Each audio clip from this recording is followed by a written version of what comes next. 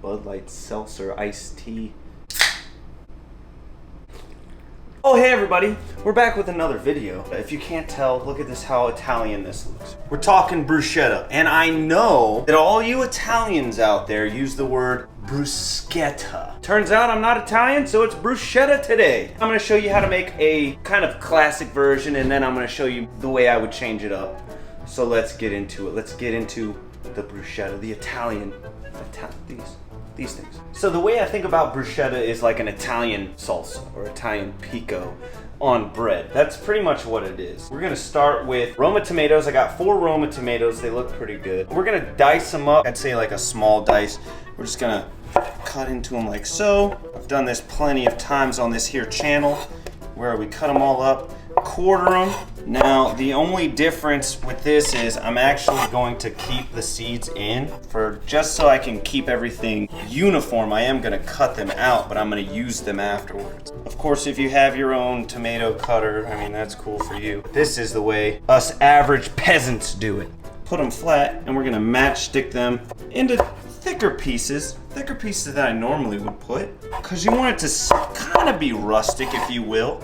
But I also want things to be uniform, which is a contradiction. All right, we got our tomatoes cut up. You see how uniform that looks? It looks gorgeous. We're also gonna cut up these seeds. So I just literally just rough chop. They're gonna like soak up into the bruschetta itself. It's gonna make it juicier, if you will. We're gonna throw all these into a bowl. It's just like making salsa, but from another area of the world. Summer tomatoes. Top tier tomatoes, that's all I'm saying. Now we got a thing of fresh basil. You know, I read not to wash it, so we didn't. But we're gonna take some of the basil.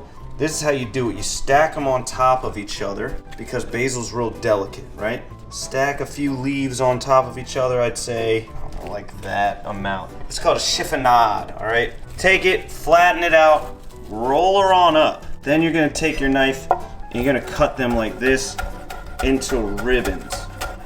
And it's so that you don't damage the basil itself. Wow. And it's already smelling crazy. We're gonna take all that, like so, throw it in with the tomatoes. Get every bit of it, every bit.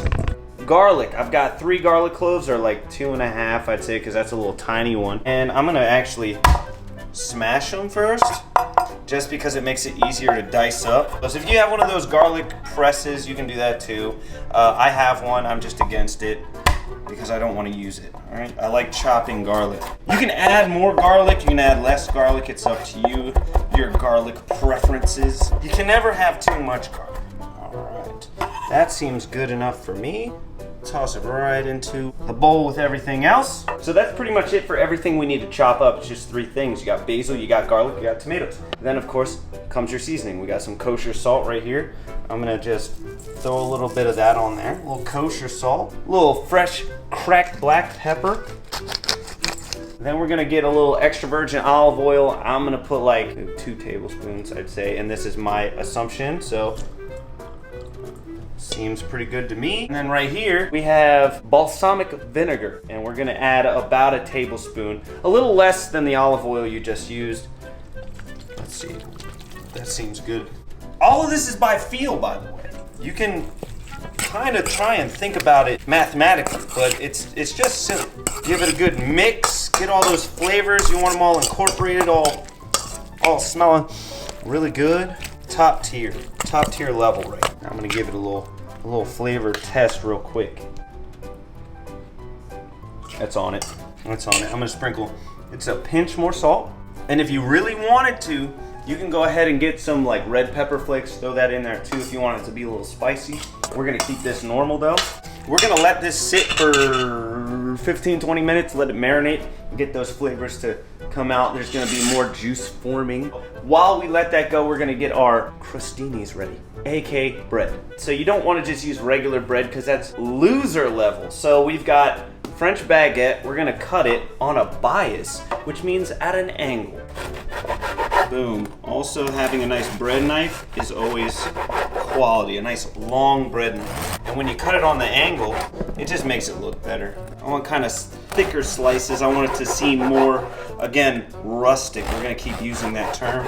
So a good thing to keep into your house is a thing of olive oil with some garlic. Just keep it in a jar, and guess what? It's gonna keep infusing itself constantly over and over again until it's just a delicious olive oil garlic concoction for this type of situation. Also, if you don't do that, it's fine, just use regular olive oil. But this gives it another like garlic bread flavor. Just gonna brush on some of the olive oil onto each. We want flavor on every aspect of this right now. I don't have a grill in my house. If you do, use that, but I have a panini press, which works the same way. We're gonna lay these down. I want them to be a little charred. Have a little char on it. While they're down, I'm gonna put some more of our garlic oil on the other side. This will give it those nice char marks. And while these are getting nice and crisp, guess what? You know what you can do?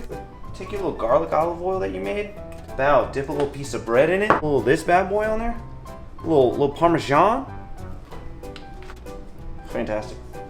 All right, check it out. Not as good as I want them to be, but we're using a $30 panini press, all right? But it's got the flavors. It's got the little lines on it that we want. That's cool, and it's toasted. Flavors there. And then we just build the bruschetta. You see the juice now? How there's a lot more sauce? That's that flavor. What I'm gonna do is I have some shredded Parmesan cheese. I'm gonna actually add this to our bruschetta just for that extra layer of salt. Is that classic? I don't know, but am I wrong? No! Just top this bread like that. You know what I'm saying? Look how good that looks. Also, if you do everything slow, you won't drop anything and things will just look better. So take your time on this. You don't have to do everything super fast. And that's it. You got yourself your classic bruschetta. And of course you could top it with a little more Parmesan cheese or whatever, right? That's cool. You can put a little more balsamic vinaigrette on top and drizzle it. A little more olive oil, drizzle it, whatever you want to do. Maybe a little salt, I don't know, a little salt and pepper on there. And it's banging, all right? That's easy. Cool. We're gonna do it a little different, and I'm gonna show you the way that I would do it if I was making it for, you know, company or whatever. So this is the way that I will do bruschetta, which technically means it's not bruschetta. It's whatever I want it to be. So first off, we've got a cast iron skillet. It's hitting on medium heat. If you don't have cast iron, just use a regular pan. It's not that big of a deal. And we're gonna throw a little olive oil in the pan, right? Just to get her nice and lathered up. Medium heat, you don't want it to be too hot. We're gonna take these really nice cherry tomatoes, these sweet cherry tomatoes, and we're gonna blister them or char them. I don't like using the term char because I'm not using a fire, and to me charring is a fire. This is blistering them, low heat. Just gonna throw them in right on the pan and let the flavors come out. As these tomatoes cook, they're already sweet. It's gonna bring out more of the flavor of the tomatoes. Then into the cast iron skillet along with them. You hear that? You hear that? It's wild, okay? We got ourselves a little dry oregano. We're gonna throw a little dry oregano in there on top of the tomatoes. A little salt. Fresh cracked black pepper on them as well. 3 fresh garlic cloves, right? And I'm gonna smash them. And I'm gonna throw them in there with the tomatoes and let those roast along with them. I'm gonna add a little bit more olive oil on there. So as that's going, we're gonna go ahead and take another bowl, introduce a new ingredient, aka ricotta cheese. I'm gonna take the ricotta cheese, take it from one bowl, put it into a completely different bowl. This magic right here, this is pesto. So I make pesto. It's one of the first things I ever made in culinary school. Pesto, it's really easy. If you guys would like a recipe, a video on how to make fresh pesto, let me know. We're gonna take, I don't know, like 2 teaspoons of pesto in with the ricotta. Then I'm gonna take a little bit of salt, a little bit of fresh cracked black pepper, and a little bit of Parmesan. We're just gonna mix all this up. And we're making pesto ricotta. Pesto just smells so good. Let's see. Yep, it's delicious. We take a look at our tomatoes, make sure they're doing all right. We don't want them to get too ridiculous. All right, next up, we got our already cut up crostinis. And the whole idea behind this is I want every piece of what I'm doing to have a different flavor onto it. Not a different flavor, but like an extra flavor. So what we're gonna do is take our garlic oil, we're gonna oil these bad boys up, then shredded Parmesan, and we're gonna cheese it up. like little cheese pizzas. That's just another layer of flavor that's gonna make this dish taste way more ridiculous. After that, we're gonna take a little shredded mozzarella, go on top of that Parmesan. Just a little bit here, but who doesn't like cheesy bread with like tomatoes and whatnot, you know? And then we can also take a little oregano on top of that. Think of things that taste good and keep adding, you know? Now you're gonna take yourself a baking sheet, and then I'm gonna put this in the oven on a broil for like, I don't know, like 2 minutes. High broil for like 2 minutes. Medium oven, medium rack, till it melts and gets a little toasty. All right, so take a look at these tomatoes. This is what you want them to look like. They're blistered. They're just slightly cooked, just so that sweetness can come out of it. Same thing with the garlic. Garlic's a little charred up. I'm gonna take these out of the pan. I need to get this garlic out of here as well, because we're gonna use that. Also, check out our crostinis that we melted in the oven. Look at that with our cheese. And now what I'm gonna do with these is I'm gonna pop all these tomatoes off the stem. What I'm gonna do is delicately cut these in half. And I'm gonna add them to this bowl. And they will be delicate. If they're too delicate to cut, just don't. Just put them in the bowl, it's fine. Some of them cook a little longer than they need to. That's fine. All right, so we got our roasted tomatoes in a bowl, and then we've got our roasted garlic that was in the pan with it right here, which I'm gonna dice up right now. They're really soft because they've been in here cooking, getting all them flavors out. Then we're gonna add this diced roasted garlic into our tomatoes. A little salt, a little cracked black pepper in there. I like thicker pepper. I like the peppercorns being in there. Throw a little Parmesan, because why not? And of course, you want a little balsamic vinegar, because we need that tanginess. I'm just gonna sprinkle a little bit on there. Not too much. Not olive oil. I feel like it's too saucy as it is. And then you're gonna delicately kind of fold this up. You want to incorporate it, but just remember these tomatoes are real soft, so you don't want it to become like a mushy mess. I'm talking flavors right now. All right, cool. That's good. So let's assemble these other kind of bruschetta crostinis. Let's take our bread. I'm just gonna layer that down first. Put a fresh layer of the ricotta down. Right on top of that mozzarella and that Parmesan. We're gonna take our marinated roasted tomatoes. I'm gonna take them one by one, just so that there's an even amount. We don't want it to be a mess. We don't want it to be too juicy. Get a little garlic on there. So next up, what we wanna do is I'm gonna take a little basil leaf and I'm gonna break it up. I'm gonna take pieces of it and just kind of put them randomly on it. One, because it looks good. Two, because basil is always a winner. There, cool. A bit more Parm on there, cool.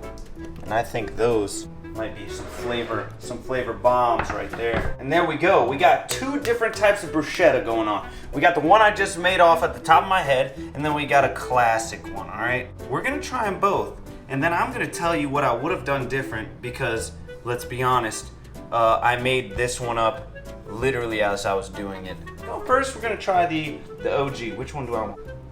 That first one.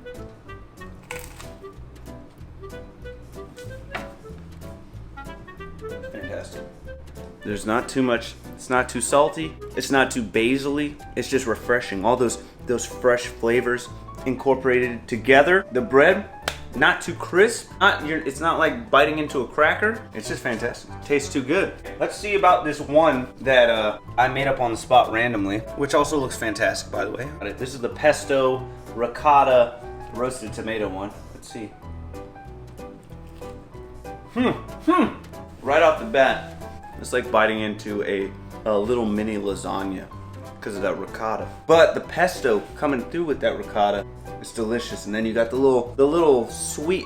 It's a little sweeter because we roasted the tomatoes. It's fantastic. And then that little bite of cheese. There's the ricotta cheese, and then we put mozzarella and we put Parmesan in there. I forget which one it was. I wish I could taste a little bit more roasted garlic. I want a little bit more of a roasted garlic flavor, but the garlic flavor is not bad. But if I could roast the garlic a little bit more, maybe in its shell a little bit more, maybe. But this, it's so good. my version and the OG version. So make both of these. Do it because you can do it both at the same time. And I respect you. All right, let me know if you make this or if you make this, how it comes out, how you like it, you know, let me know. That's what I want some feedback. Also, let me know if you want me to show you my pesto recipe. It's straight out of my culinary arts cookbook from school, which I paid way too much money for. But I'll have it forever. But anyway, that's the video. I appreciate you guys watching. Hit the like button, hit the subscribe button if you haven't already, and I'll see you in the next video next week or whatever.